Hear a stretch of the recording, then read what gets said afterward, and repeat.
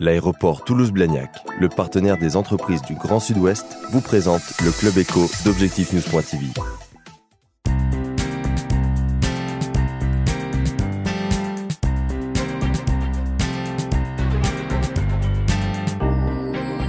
Bonjour Emmanuel Tarsimol. Bonjour Alain Rivet. Ça va bien? Écoutez, très bien. Ça fait plaisir de vous retrouver. On vous a bien connu en Aquitaine quand vous dirigez Turboméca. C'était quand d'ailleurs? C'était entre les années 2000 et 2008. Et après vous êtes parti, vous avez quitté la Voilà. belle Aquitaine pour aller à Paris. Pour Voilà. faire quoi à ce moment-là? Alors j'ai retrouvé la maison mère, la direction générale du groupe, et je me suis occupé donc pendant 3 ans, exactement. Je me suis occupé de faire du lobbying et tout ce qui est international pour le groupe, Sur la totalité de la planète. sur la totalité de la planète et la totalité des activités du groupe. Oui, on n'arrivait plus à vous joindre parce que vous étiez un jour à New York, un autre jour à Tokyo. Et ça devait être épuisant, ça, non? Je pense que vous en savez quelque chose, parce qu'à chaque fois qu'on voulait se téléphoner, c'était soit au milieu de la nuit ou vice-versa, Absolument. c'était de l'autre côté de la Terre. Oui. Ouais. Et alors aujourd'hui, on vous voit revenir en Aquitaine. Pourquoi faire? Alors, je reviens en Aquitaine pour être le représentant du groupe Safran auprès des institutions administratives et politiques. Aquitaine et Midi-Pyrénées. Aquitaine et Midi-Pyrénées.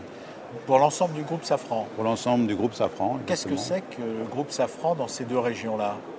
Alors pour l'Aquitaine, c'est un peu plus de 6000 personnes. C'est aussi un chiffre d'affaires qui est légèrement en dessous de 2 milliards.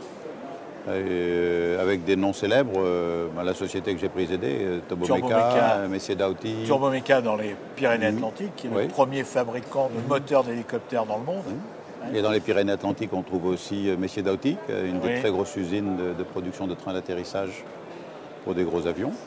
Et puis à Bordeaux, bien sûr, avec SPS, SME maintenant, avec notre mariage avec l'ancienne SNPE. Alors ça, c'est pour l'Aquitaine. Ça, c'est pour l'Aquitaine. Midi-Pyrénées, Alors, Midi-Pyrénées, on a une filiale de Turboméca qui s'appelle Microturbo. Qui est à Toulouse. Qui est à Toulouse et qui est spécialisée dans des APU, c'est-à-dire des équipements qui fabriquent de l'énergie électrique pour l'avion, quand il est au sol en particulier.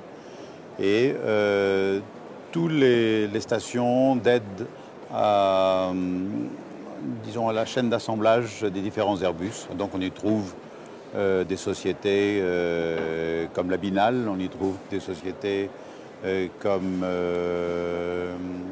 Aircel et l'ensemble Dauti. de Safran entre les deux régions, ça pèse combien?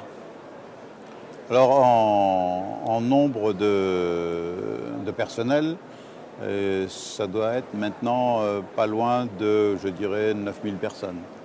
Pour Ouais. un chiffre d'affaires de Là, avec Microturbo, 2 milliards. 2 milliards de chiffre d'affaires. Oui. Alors, l'ensemble appartient à Aerospace Valley, vous êtes Alors, acteur majeur de Oui. Aerospace Valley. Quel regard portez-vous sur Aerospace Valley? Moi, j'étais dès le départ un fervent défenseur de cette institution parce qu'elle a eu une vertu, c'est de faire parler pour la première fois le monde de l'université, de la formation et des industriels. Et ce sont 3 mondes qui ne communiquaient pas. Et donc ça a été une occasion fantastique de lancer toute une série de différents projets qui étaient plus ou moins en attente parce que manque de visibilité de la part des universités ou voire du monde enseignant.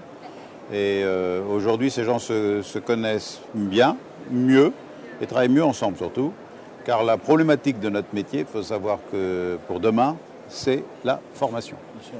Ça, c'est un vrai gros problème, car aujourd'hui, nous Il est en sommes... voie de, pas de totale solution, mais est-ce que les choses évoluent bien? Non, pas du tout. Pas du tout, parce qu'aujourd'hui, quand on fait l'étude sur les filières scientifiques, on s'aperçoit qu'on n'a pas assez de jeunes dans les filières scientifiques pour pouvoir supporter nos technologies et encore plus les développer. Pourquoi? Parce que ces jeunes-là ne savent pas quelles sont les opportunités de métier, c'est pour ça? Je pense qu'il y a eu d'abord un message tronqué de la part de l'industrie et du corps enseignant qui a considéré peut-être, au vu de certaines crises dans ce pays industriel, que l'industrie c'était fini. Or, ce n'est pas vrai du tout.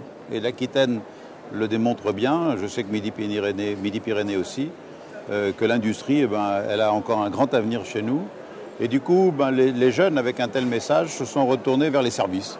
Ah ouais. Alors là, les services, on trouve énormément de gens. C'est pas une question de salaire? Pas du tout. Non, pas du tout, parce qu'aujourd'hui, c'est une industrie qui paye relativement bien, parce qu'on a des gens très éduqués, très informés. Mais je pense que ce n'est pas un problème de salaire. Non, pas du tout. Non. Qu'est-ce que vous pensez du salon cette année au Bourget, puisque nous y sommes? C'est un rendez-vous absolument unique au monde. C'est le plus gros salon du monde. Pour diverses raisons, j'ai regardé de plus près cette année le salon et j'ai découvert une machine très complexe. Mais il nous reste à le visiter. Je vous remercie beaucoup, Émeric Darcimol. Et une prochaine fois, merci en Aquitaine Alain Ribet. Et en Midi-Pyrénées. Merci.